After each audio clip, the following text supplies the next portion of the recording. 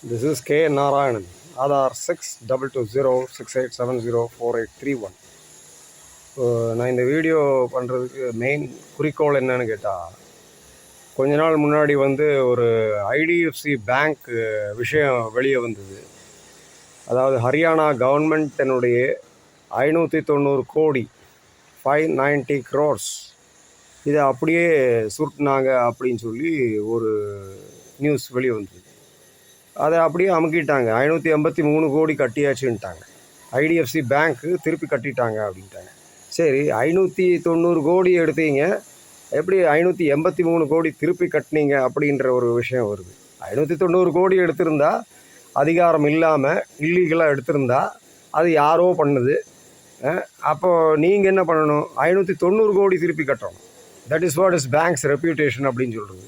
இப்போ பேங்க்கோட reputation spoil ஆகுது அப்படின்னு சொல்லி நீங்கள் என்ன பண்ணியிருக்கீங்க? 583 கோடி கட்டியிருக்கீங்க. அப்போ இந்த 7 கோடி எங்கே போச்சு அப்படின்ற கேள்வி ஒரு நார்மல் சிட்டிசனுக்கு வர வாய்ப்பு இருக்குது. அப்படிப்பட்ட ஒரு கொஸ்டின் தான் எனக்கும் வந்தது. 590 கோடியில் 7 கோடி காணாமல் போச்சா, இல்லை அது விசாரித்து கொண்டிருக்கிறீர்களா, அப்புறம் கடைசியில் அது வாரா கடன் அப்படின்னு போட்டு தள்ளுபடி பண்ணுவீங்களா? இதே தான் கேள்வி எல்லா பேங்க்குகளுக்கும் அப்படித்தான். இப்போ கொஞ்ச நாள் முன்னாடி SBI ஸ்டேட் பேங்க் ஆஃப் இந்தியாவிலேருந்து 2 கோடி எடுத்துகிட்டதா ஒரு நியூஸ் வெளியே வந்தது. ஒருத்தர் எடுத்துருக்கிறாரு.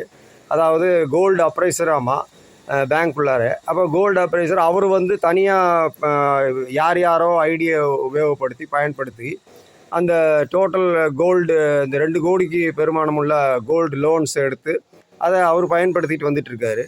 அப்போ 3 மாதத்துக்கு ஒரு தடவை கோல்டு ஆடிட்டிங் அதெல்லாம் பண்ணுறாங்களாமா. சரி, இந்த கோல்டு ஆடிட்டிங் எல்லாம் பண்ணுறப்போ கூடவே அவர் இருந்திருக்கிறாரு.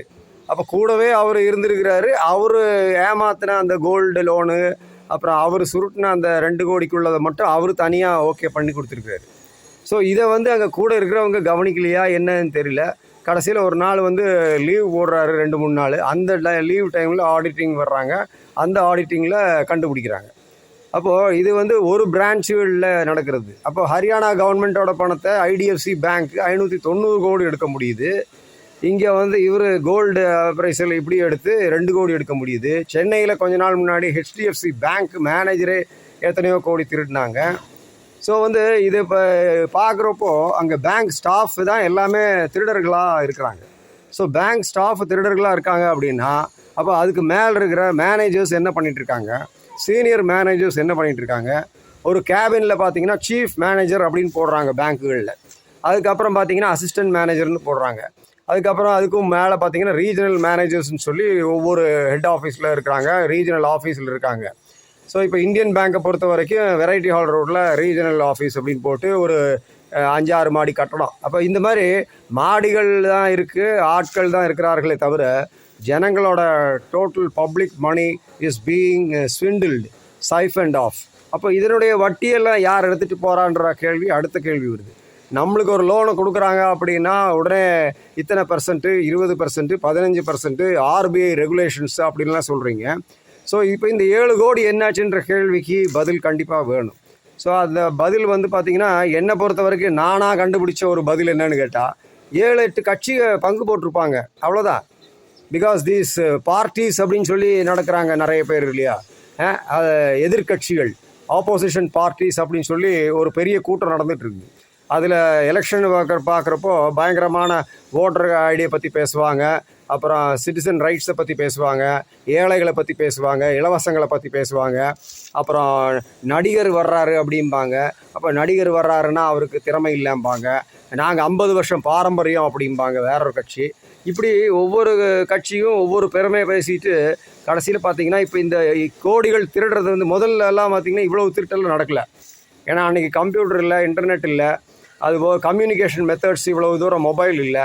ஸோ இப்போ இன்றைக்கி பார்த்திங்கன்னா ஒரு ரெய்டு விடுறாங்கன்னு சொன்னால் அந்த ரெய்டை பற்றின சகல டீட்டெயில்ஸும், யார் எந்த கட்டில் கடியில் போய் பணத்தை தேடுவாங்கன்ற டீட்டெயில்ஸ் கூட அங்கே ரெய்டு நடக்கிற இடத்துல அவங்களுக்கு தெரியுது. ஸோ இப்படிப்பட்ட ஒரு சூழ்நிலையில் நீங்கள் பேங்க் பாதுகாப்பு இருக்குதுன்னு சொல்லி நிதி மந்திரி சொல்கிறாங்க. அதுபோக 200 லட்சம் கோடி கடன் இருக்குது அப்படின்னு சொல்லி பாராளுமன்றத்தில் அன்றைக்கி வச்சுருந்தாங்க. ஸோ இந்த 200 லட்சம் கோடி கடன் இருக்குது அப்படின்னு நீங்கள் சொல்கிறீங்க.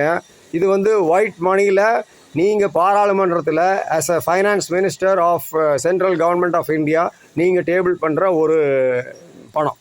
அதாவது கடன் இருக்குதுன்னு சொல்கிறது. சரி, அப்போ பிளாக் மார்க்கெட்டில் எவ்வளோ கடன் இருக்குது? இந்த கேள்விக்கு எங்கேயாவது பதில் இருக்கா? பிளாக் மார்க்கெட்டில் கிட்டத்தட்ட ஒரு 600 லட்சம் கோடி 700 லட்சம் கோடி கடன் இருக்காமா.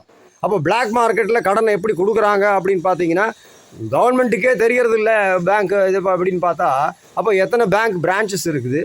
ஏன் பேங்க் பிரான்ச்சஸ்கள் எல்லாம் பார்த்தீங்கன்னா ஆப்பில் வந்து கிரெடிட் லைனு, டெபிட் லைனு, இந்த மாதிரி லைன் பேரை சொல்லிட்டு பேங்க் பேரை எதுக்கு போடுறாங்க? ஸோ ஆப்பில் பார்த்தீங்கன்னா நீங்கள் லோன் அப்ளிகேஷன் எதாவது போடுறீங்க அப்படின்னா credit line, HDFC bank credit line, அப்புறம் DBS bank credit line. What is this credit line? அவங்க என்ன பேரை வச்சுருக்காங்களா அந்த பேங்க்குக்கு அப்படி? ஸோ பேங்க் நேம் அப்படின்னு சொன்னால் state bank of India, that's all. So no one has the authority to change the bank's name. Canara bank அப்படின்னு சொன்னால் that is the bank's name, Canara bank.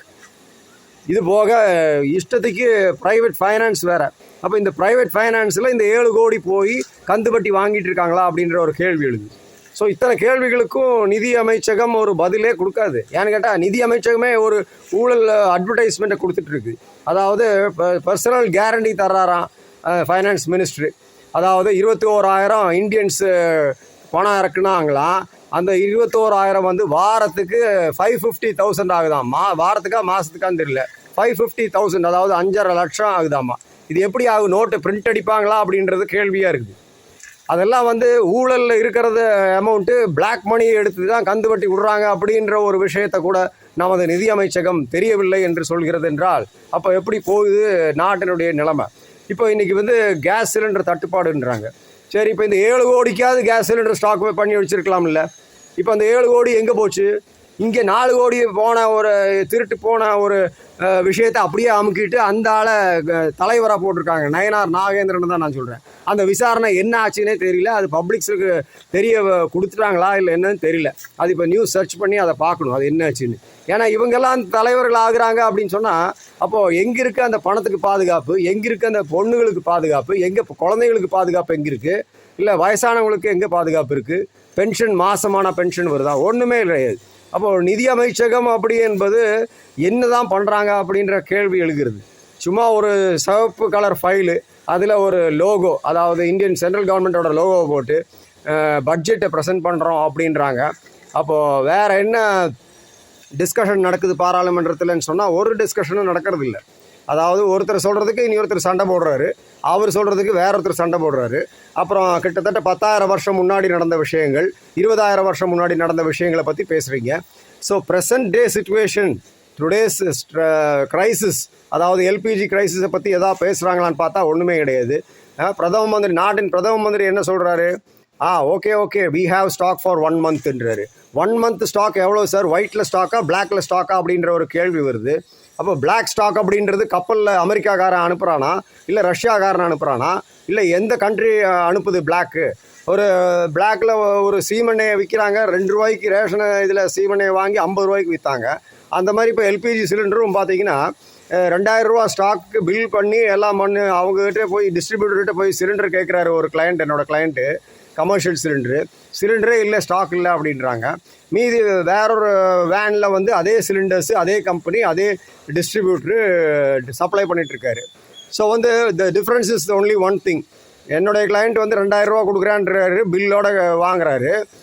அவங்க வந்து இப்போ இந்த வேனில் கொண்டு போகிற கிட்டத்தட்ட ஒரு 100 சிலிண்டர் 200 சிலிண்டர் அப்படின்னு கொண்டு போகிறது பூராமே வந்து 5,000 ரூபா 10,000 ரூபா அப்படின்னு ரேட் ஃபிக்ஸ் பண்ணுறாங்க. So what is happening to the MRP? What is happening to